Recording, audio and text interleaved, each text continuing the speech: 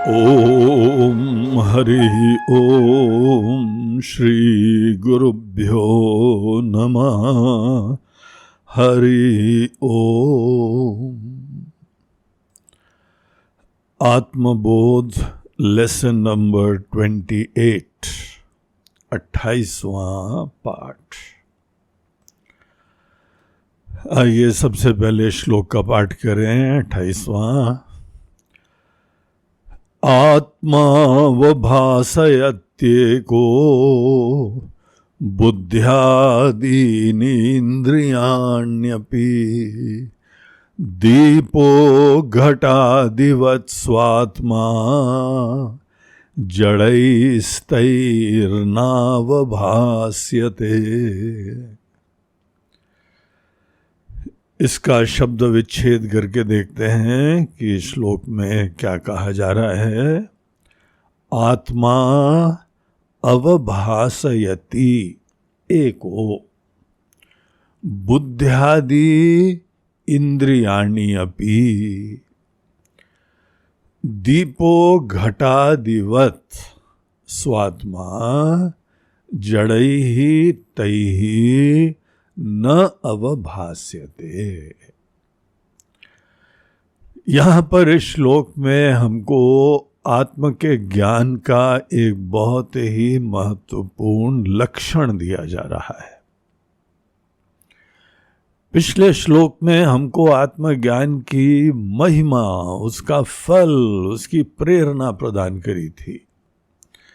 क्या बोला था कि देखो दुनिया में भय एक बहुत ही प्रचलित एक प्रॉब्लम है।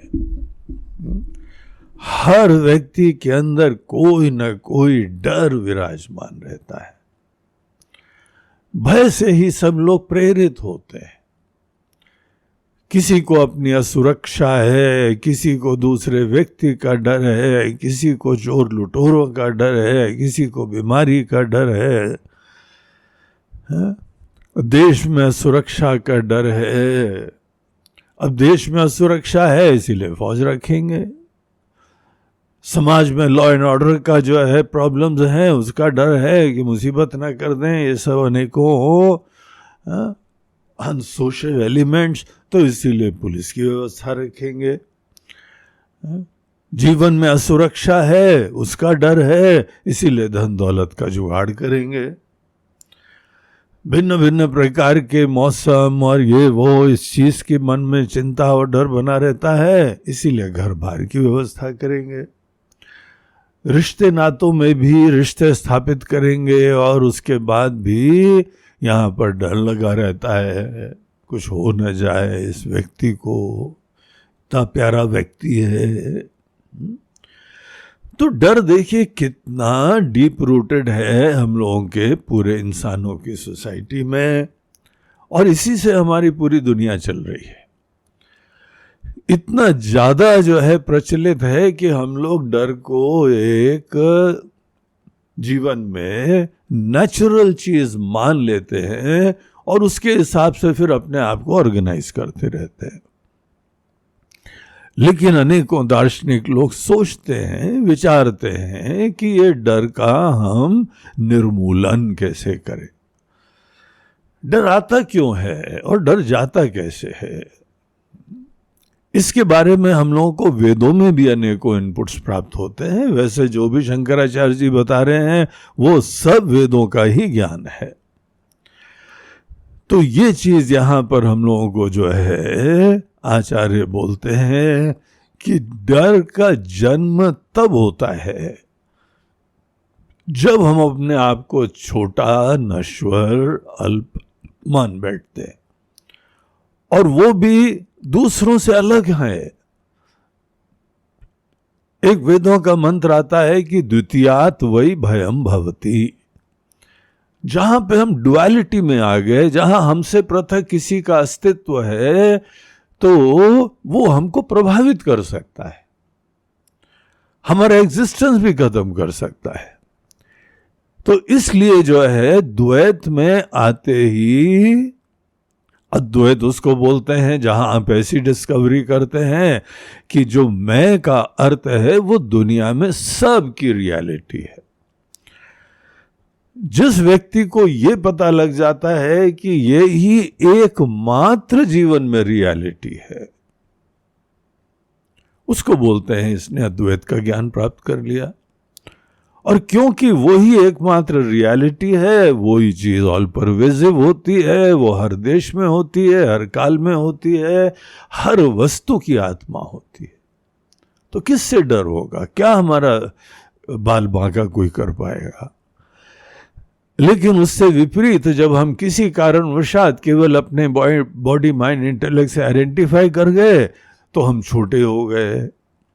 छोटापना ही अपने अंदर डर लाता है। और फिर उसके उपरांत अपने अंदर अपने आप ही समाप्ति के अलावा दूसरे लोग हमारा बहुत कुछ बिगाड़ सकते हैं। बीमारी हमारा अस्तित्व बिगाड़ सकती है, दुश्मन हमारा अस्तित्व बिगाड़ सकते हैं। तो ये सब चीजें तभी आती हैं जब बेसिकली हम एक छोटेपने से, द्वैत से में युक्त इस अवस्था में आ जाते हैं, तभी जाके डर का जीवन में अस्तित्व आता है।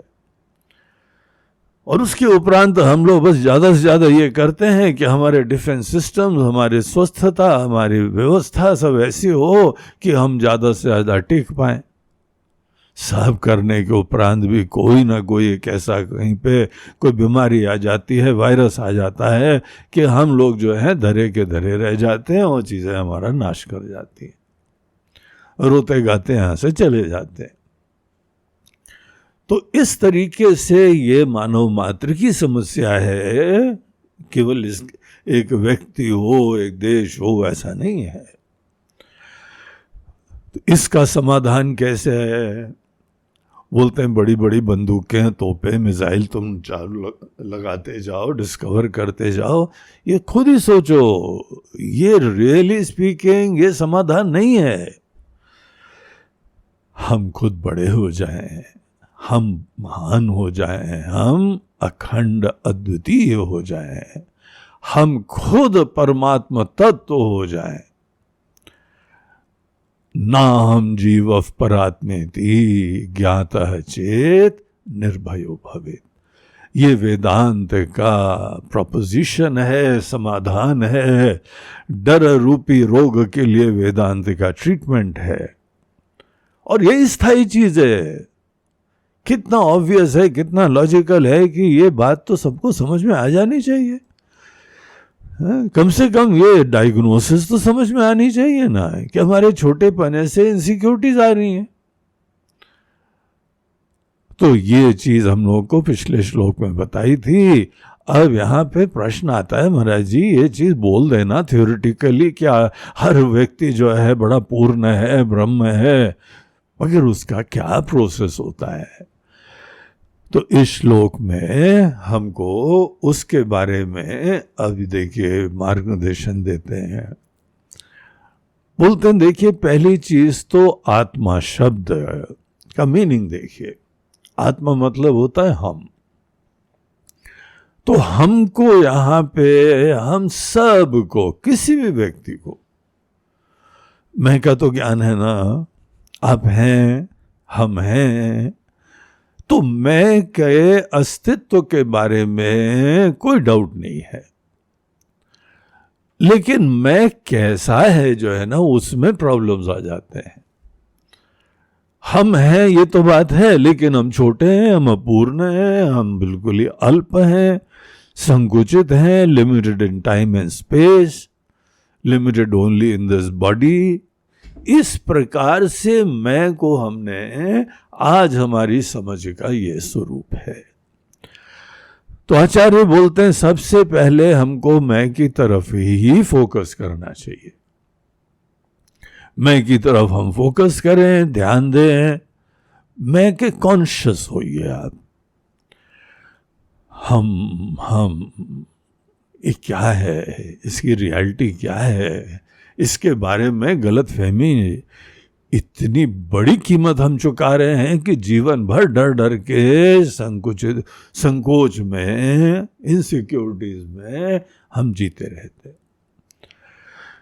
तो इसकी जड़ में जाने के लिए मैं की तरफ हमको पहले तो ध्यान देना चाहिए। और यहां पे देखिए, मैं के बारे में हम लोग समझते हैं कि ये सेल्फ रिवीलिंग है। आपको दूसरी चीज को जानने के लिए आंख खोलनी पड़ती है, इंद्रियां खोलनी पड़ती हैं, और तब जाके आप उसको देख भी पाते हैं। जड़ चीजों का एग्जिस्टेंस वो हमारी इंद्रियों के खुलने पे निर्भर होता है।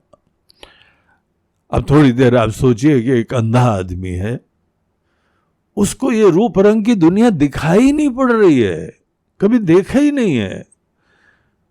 और लोगों की जो कविताएं, उनकी बातें, उनके शेर व शायरियां, प्रकृति की सुंदरता की बातें सुन रहा है, वो कल्पना ही करेगा ना, क्या पता उसको, कभी देखा ही नहीं है उसने।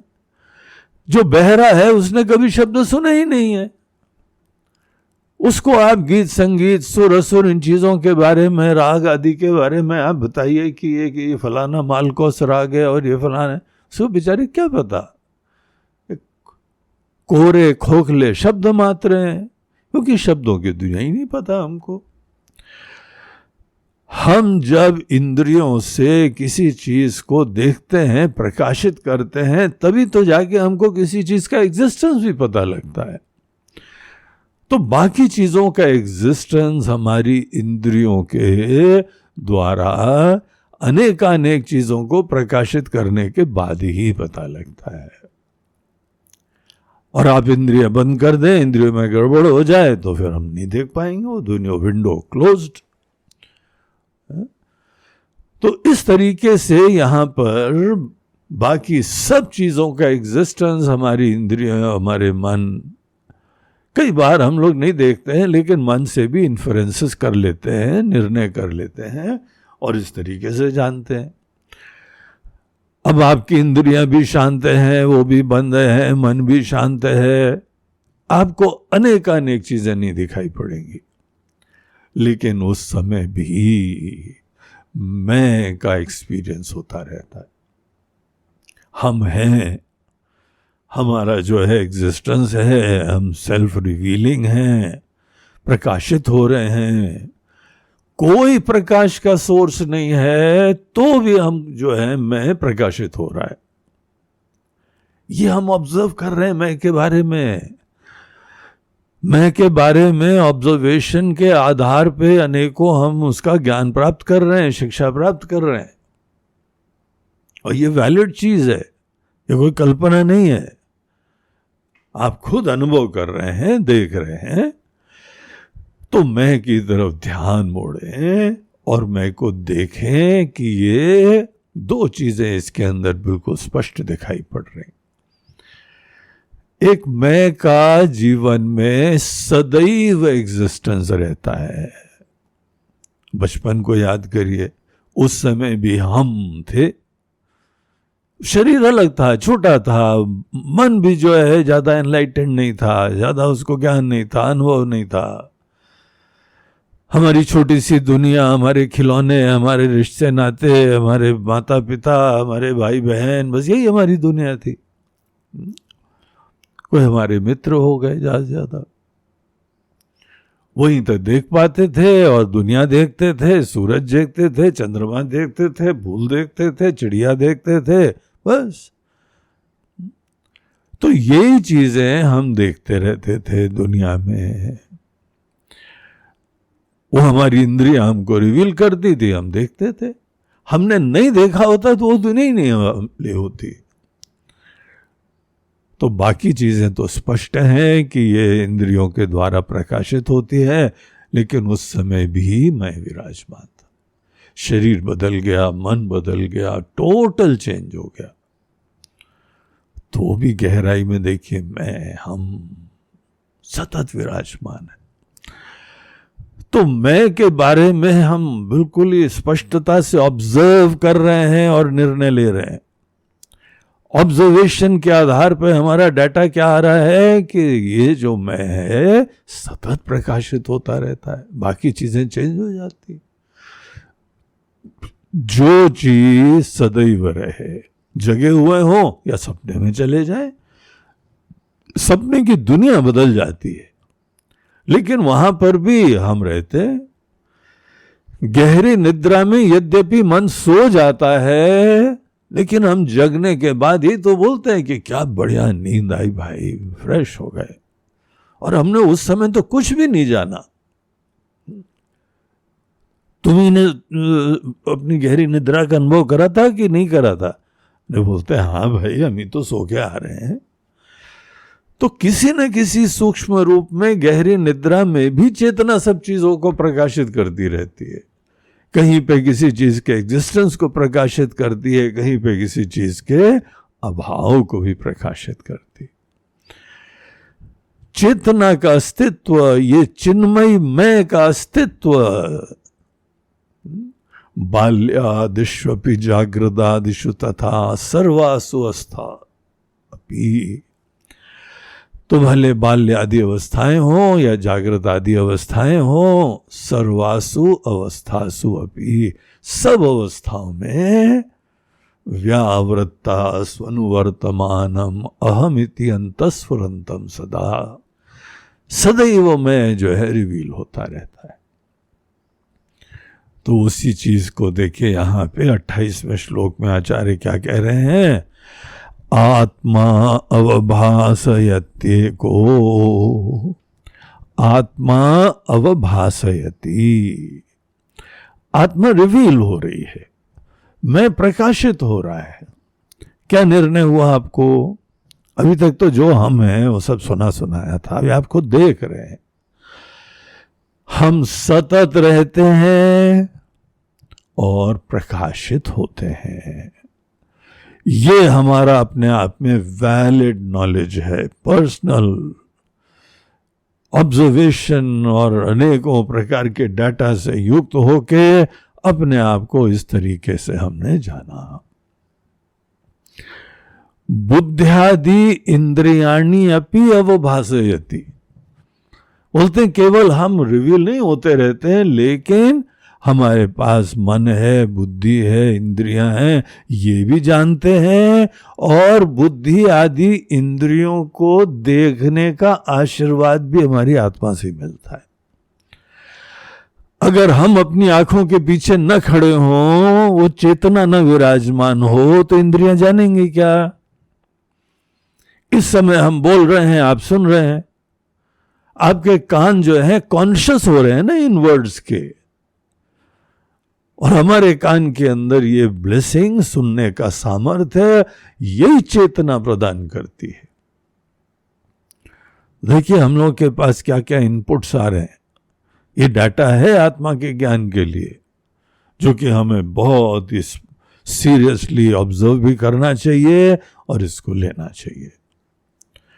तो पहली लाइन में क्या कहा, आत्मा अवभासयति एको, और अवस्थाएं चेंज होती जाती हैं, आत्मा एक ही रहती है, हम ही तो रहते हैं। हम सदैव जो है कांस्टेंट डिनोमिनेटर हैं, कॉमन डिनोमिनेटर हैं हमारे लाइफ के अनेकों वैरिएगेटेड एक्सपीरियंसेस में। आत्मा अवभासयति एको, ये मैं का ही ज्ञान हो रहा है। बुद्ध्यादि इंद्रियाणि अपि, बुद्धि आदि इंद्रियों को भी इसी से प्रकाशित करते हैं। दीपो घटादिवत, जैसे एक दीपक किसी घड़े को, किसी ऑब्जेक्ट को प्रकाशित कर रहा है। तो यहां पे एक एग्जाम्पल दे रहे हैं कि आप देखिए कि यहां पे कोई ऑब्जेक्ट रखा है, घड़ा, सुराही, कुल्हड़, ग्लास, कप, प्लेट, कुछ भी रखा हुआ है आपके सामने, और आपके वहां पे लाइट जल रही है, लैंप जल रहा है, कमरे में ऊपर बल्ब जल रहा है। तो ये जो दीपक है, ये जो लाइट का सोर्स है, वो घटादिवत अवभासयति।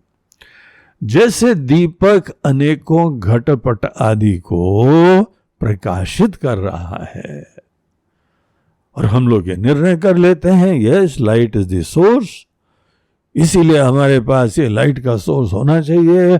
घर बनाया तो फटाफट जो है लाइट का जुगाड़ हर जगह कर दिया, इधर भी बल्ब लगाया, उधर भी बल्ब लगाया, अलमारी के अंदर भी बल्ब लगाया, हाँ पल्ला खोलो तो लाइट ऑटोमेटिकली जल जाती है। घर में गए तो ऑटोमेटिक सेंसर्स लगे हुए हैं, तो पता लगा मोशन सेंसर्स हैं, हीट सेंसर्स हैं, लाइट जल जाती। क्यों लाइट जलाने के लिए इतनी हम लोग मेहनत करते हैं? क्योंकि लाइट जब प्रकाशित होती है तभी बाकी चीजें हम जान पाते हैं। जैसे यहां बाहर लाइट ही अनेकानेक चीजों को प्रकाशित करती है, रिवील करती है, उनका एग्जिस्टेंस को सुनिश्चित करती है, उसी प्रकार की हमारी आत्मा की जो लाइट है, आत्मा का जो प्रकाश है, वो पहले तो खुद ही रिवील होता है और उसके बाद हमारी इंद्रियां, मन, थॉट्स, इमोशंस सब चीजों को रिवील करता है, और हमारी अनेकों फैकल्टीज को एनलिवन करता है, देखने का सामर्थ्य प्रदान करता है, और उसके बाद ही आंखें खोलें तो बाहर की दुनिया दिखाई पड़ रही है। कान क्योंकि लाइफ एनर्जी से, चेतना से वो ब्लेस्ड हो गए, इसीलिए हमारे कान सुन पाते हैं, आंखें देख पाती है।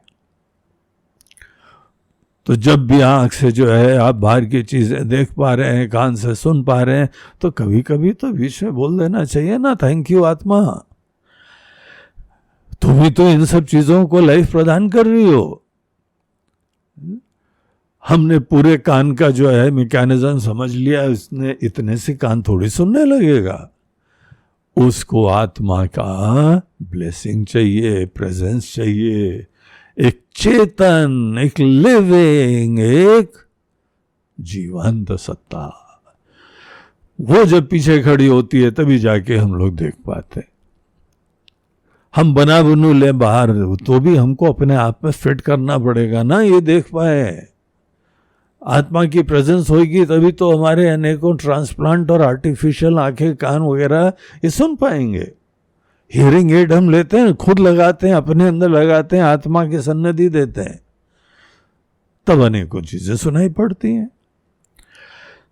तो यहां आचार्य बोलते हैं कि देखिए, इस प्रकार से लॉजिकली हमको मैं के बारे में निर्णय करने चाहिए। और उसका फ्लिप साइड भी देखिए, जड़ई ही तई ही न अवभास्यते। घड़ा जो है दीपक को नहीं प्रकाशित कर रहा है, दीपक घड़े को प्रकाशित कर रही। तो सेकेंड लाइन को ध्यान से पढ़िए, दीपो घटादिवत स्वात्मा जड़ई ही तई ही न अवभास्यते। तई ही जड़ई ही आत्मा न अवभास्यते। तो जो जड़ इंद्रियां हैं, मन है, वो हमारे एग्जिस्टेंस को नहीं बताती है। हमारी आत्मा की चेतना वो अनेकों उपाधियों के एग्जिस्टेंस को बताती है। तो देखिए, ये हम लोग अपने बारे में ऐसे ज्ञान प्राप्त करने का श्री गणेश करते हैं। और फिर अनेकों कंपोनेंट्स हैं उसके, जो हम लोगों ने पहले अभी चर्चा करे। देखिए, आत्मा जो है वस्तुतः तो ऐसी सत चित स्वरूप है, लेकिन अगर ये बात बहुत क्लैरिटी से ठीक से नहीं जानी तो क्या होता है, यही इंद्रियां, यही मन, यही बुद्धि के जो धर्म हैं, वो हम इसी ही चेतना पे, इस प्रकाशक पे आरोपित कर देते हैं और बोलते हैं आज हमारी आत्मा बड़ी दुखी है, आज हमारी आत्मा बहुत ही अज्ञानी है। अरे भैया, आत्मा अज्ञानी नहीं है, आत्मा दुखी नहीं है, मन दुखी है। और तुम मन का धर्म आत्मा पे, चेतना पे आरोपित कर रहे हो। ज्ञान अज्ञान हर व्यक्ति की बुद्धि में ही होता है, और बुद्धि का धर्म हम आत्मा पे आरोपित कर रहे हैं। तो ये आरोपण के वजह से फिर अनेक जो है वो हमारे निर्णय और बेलाइन होते हैं, और हमारी दृष्टि कॉम्प्लिकेटेड हो जाती है। तो ये सब हम लोगों ने पिछले श्लोकों में देखा। यहां पे एज इट इज आत्मा को देखिए, केवल एक चेतन सत्ता, प्योर डिवाइन दिव्य नित्य निर्मलता आत्मना, पिछले श्लोक का शब्द है। तो हम लोगों को जो है ये बात स्पष्टता से बताई। 24वें श्लोक में ये कहा गया था, नित्य निर्मलता आत्मना। तो ये यहां पे आत्मा के ज्ञान के लिए प्रोसेस होती है। ऐसे आत्मा चालू करना चाहिए। आप ध्यान में बैठिए, और ध्यान में बैठ के आंख बंद करिए, बाकी सब काम से निवृत्त होइए। हर व्यक्ति के कोई ना कोई जिम्मेदारियां होती हैं, काम होते हैं, रिस्पॉन्सिबिलिटीज होती हैं, एजेंडा होता है, लेकिन थोड़ी देर सब चीजों को किनारे करना आना चाहिए। रात को सोने भी जाते हैं ना, तो सब चीजों को किनारे रख करते हैं ना, कि चलो अब फाइल बंद, अब कल निपटेंगे हम। उसी तरीके से यहाँ पर जब हम मैं की वास्तविकता जानने के लिए प्रवृत्त होते हैं, तो बाकी सब अनेकों एजेंडा से मन को फ्री कर लेना चाहिए, और उसके बाद जो है वो हम बैठे और मैं की तरफ अवेयरनेस मोड़े। सतत स्फुरित हो रही है, सतत रिवील हो रही है। अहम अहम तया, मैं की तरीके से देखे सदैव, और इसमें कितनी बड़ी ब्लेसिंग है। कोई चेष्टा नहीं करना पड़ता है। बाहर हम मंदिर में पूजा करें तो भगवान की मूर्ति के ऊपर लाइट डालनी पड़ती है, तब जाके दिखाई भी पड़ते हैं। लेकिन आत्मदेव देखिए सेल्फ रिवीलिंग होते हैं, सूर्य की तरीके से अपने आप ही प्रकाशित होते रहते हैं।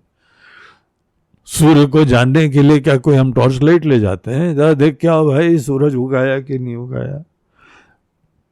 कोई टॉर्च लाइट ले जाने की जरूरत नहीं है। वो उदय तो होते हैं तो अपने आप ही रिवील हो जाते हैं। उसी तरीके से मैं की तरफ ध्यान मोड़िए। ये सेल्फ रिवीलिंग एक सत्ता है, और उसके वजह से ही हमारा मन भी सोच पा रहा है, बुद्धि विचार कर पा रही है, इंद्रियां भी अनेक विषयों को प्रकाशित करने की ब्लेसिंग रखती है। जहां पे मृत्यु के समय ये डिस्कनेक्ट हो जाएगा, उसके उपरांत इंद्रियां न देखेंगी, आंखें न देखेंगी, कान न सुनेंगे, कुछ नहीं होगा, क्योंकि लाइफ का सोर्स पीछे यही है। तो इतना ही निर्णय करो, मैं की सच्चित स्वरूपता के बारे में निर्णय करो, और आप मास्टर हैं, आप सबको प्रकाशित कर रहे हैं, तब किसी चीज का एग्जिस्टेंस हो रहा है, न कि अनेकानेक जड़ चीजें आपको रिवील कर रही हैं। इतना अभ्यास इस 28वें श्लोक में हम लोगों को दिया जा रहा है। बहुत महत्वपूर्ण है, बड़ा काम का है। हमारे को मेडिटेशन का एक तरीका बता रहे हैं। इस चीज को बहुत अच्छी तरह समझने के उपरांत फिर जो है हमारी गाड़ी आत्म के ज्ञान के लिए आगे बढ़ती है। तो ये था आत्मबोध का श्लोक नंबर 28 श्लोक। वो लेसन यहाँ पे अब समाप्त होता है। नमः पार्वती पते हर हर महादेव। नर्मदे हर, बोलो गंगा मैया की जय। अभी हम लोगों ने एक नया विचार करा कि आप लोगों को हम लेसन्स दे रहे हैं। ये एक आत्मबोध के लेसन्स है। अब हमको याद आया, जब हम लोग स्कूल और कॉलेज में जब लेसन्स दिए जाते थे, तो उसके बाद जो है ना वो कोई प्रश्नोत्तर भी होते थे, पूछा जाता था कि हाँ समझ में आया कि नहीं समझ में आया। और अनेक प्रश्न जो है हम लोगों को मिलते थे, वो कितना सहायक होते थे अपने आप को इवैल्यूएट करने के लिए, सेल्फ इवैल्यूएशन के लिए। अनेक प्रश्न हमारे लिए बहुत ही सहायक और ब्लेसिंग होते हैं। तो हमने सोचा है कि अब यहाँ आत्मबोध में इधर भी क्वेश्चंस का सिस्टम चालू करा जाए। तो हम अब हर लेसन के बाद कुछ आपको जो है उसी लेसन से कनेक्टेड 1-2 प्रश्न पूछेंगे। आप लेसन को ध्यान से सुनिएगा और उसके उपरांत ये क्वेश्चंस का आप उत्तर सोचिए और उसको ही ब्रीफली यहां पे लिख के हमको ईमेल कर सकते हैं।